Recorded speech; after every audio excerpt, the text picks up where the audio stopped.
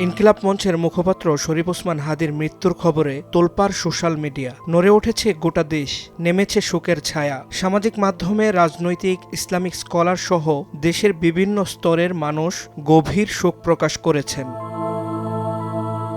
সামাজিক সাহায্য সংস্থা আসন্না ফাউন্ডেশনের চেয়ারম্যান শায়েখ আহমদুল্লাহ লিখেছেন, বিপ্লবী ওসমান হাদীকে মহান আল্লাহ শহীদ হিসেবে কবুল করুন। অন্যায়ের বিরুদ্ধে তার সাহসিকতা থেকে তরুণদের অনুপ্রাণিত হওয়ার তৌফিক দান করুন। এমন মৃত্যু সত্যিই ঈর্ষণীয়। পরিণতি জেনেও অন্যায়ের বিরুদ্ধে আপোষহীনতার এর চেয়ে উত্তম উদাহরণ নিকট অতীতে বিরল। মৃত্যু ভয় জয় করে শাহাদাতের এমন আকাঙ্ক্ষা লালন করতে কেবল আদর্শ মুসলিম তরুণরাই পারে। হে আল্লাহ, আমাদের সবাইকে তুমি এমন সার্থক মৃত্যু দান করো।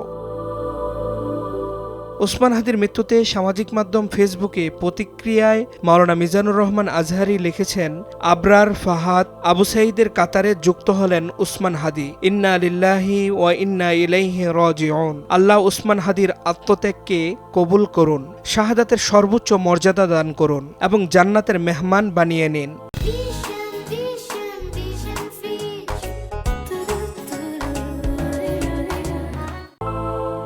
ইসলামী বক্তা শেখ আব্দুল হাই মোহাম্মদ সাইফুল্লাহ লিখেছেন, হে আল্লাহ, আমার ভাই ওসমান হাদীর সকল ভুল ভ্রান্তি ক্ষমা করে তাকে শাহাদাতের দরজা দান করুন। জান্নাতুল ফেরদৌসের মেহমান হিসেবে তাকে কবুল করুন। তার এই চেতনা, ইসলাম প্রিয়তা ও দেশপ্রেমের আগুন যুগ যুগান্তর ধরে অগ্নিস্ফুলিঙ্গ হয়ে বাংলার প্রতিটি ঘরে প্রবাহিত করে দিন।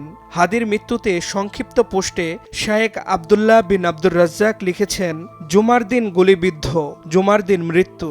আল্লাহ তাঁর বান্দাকে শহীদ হিসেবে কবুল করুন। এছাড়াও প্রফেসর মুখতার আহমদ, মাওলানা রুহুল আমিন সাদি, মুফতি মহিউদ্দিন কাসিমি, রেজাউল করিম আবরার সহ ইসলামী অঙ্গনের অনেকেই শোক প্রকাশ করেছেন। মুফতি জাকারিয়া হারুন, সময় সংবাদ।